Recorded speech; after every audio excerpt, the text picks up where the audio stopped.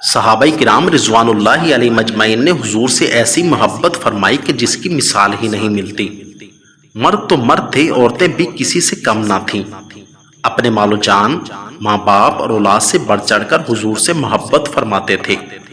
ایک ایسی جنگ جس میں ایک عورت نے شامل ہو کر حضور کا ایسا دفاع کیا کہ تاریخ نے انہیں خاتون احد کے لقب سے نوازا۔ اس خوش قسمت صحابیہ کا نام ام عمارہ ہے۔ جنگ احد میں اپنے شوہر حضرت زید بن عاصم اور اپنے دو لخت جگر بیٹوں حضرت عمار اور حضرت عبداللہ کے ساتھ شریک ہوئیں۔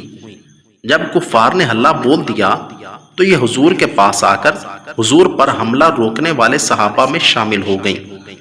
ایک کافر بدبخت جس کا نام ابن کمیہ تھا، اس نے حضور پر تلوار سے وار کرنا چاہا تو حضرت ام عمارہ جلدی سے آگے ہو گئیں اور اس وار کو اپنے کندھوں پر روکا، جس کی وجہ سے بہت گہرا زخم لگ گیا۔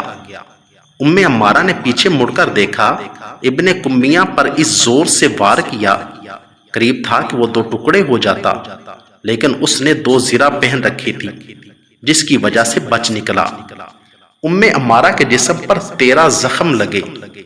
ان کے بیٹے عبداللہ کو اتنا گہرا زخم لگا کہ خون بند نہیں ہو رہا تھا۔ ام عمارہ نے اپنا کپڑا پھاڑ کر زخم کے اوپر باندھا اور کہا، بیٹا جلدی سے اٹھو اور حضور کی حفاظت کرو۔ اتنے میں وہ کافر جس نے انہیں زخم لگایا تھا پھر قریب آیا تو حضور نے فرمایا، اے ام عمارہ، تیرے بیٹے کو زخم لگانے والا یہی کافر ہے۔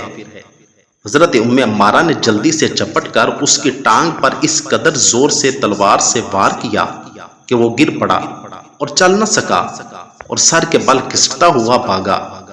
یہ ایک ایسا خوبصورت منظر تھا کہ جسے دیکھ کر حضور مسکرا پڑے اور فرمایا، ام عمارہ، تو اللہ کا شکر ادا کر جس نے تجھے جہاد کرنے کی ہمت بخشی۔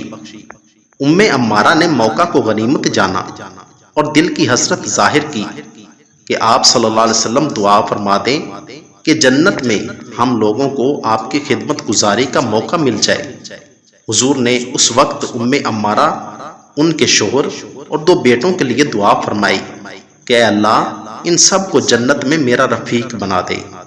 کس قدر خوش قسمت لوگ تھے کہ جنہوں نے حضور کی اس قدر خدمت کی جس کی وجہ سے اتنی بڑی دعا سے نوازے گئے، اور یقیناً جنت میں بھی خدمت گزاری کا موقع ضرور ملے گا۔ حضرت ام عمارہ پوری زندگی علل اعلان یہ بات کرتی تھیں کہ حضور کی اس دعا کے بعد دنیا کی بڑی سے بڑی مصیبت بھی کوئی حیثیت نہیں رکھتی۔ صحابہ کرام کا کامل یقین و ایمان ہی اس قدر مضبوط تھا کہ جس کی بدولت انہیں حضور کے ساتھ ایسا سچا عشق اور محبت تھی کہ اپنا سب کچھ قربان کروانے کے بعد بھی حضور کی فکر ہوتی تھی، نہ کہ اپنی۔ اللہ تعالی ہمیں بھی وہ جذبہ، ایمان، یقین، عشق اور محبت عطا فرمائے جو صحابہ کو حضور کے ساتھ تھی۔ آمین ثم آمین۔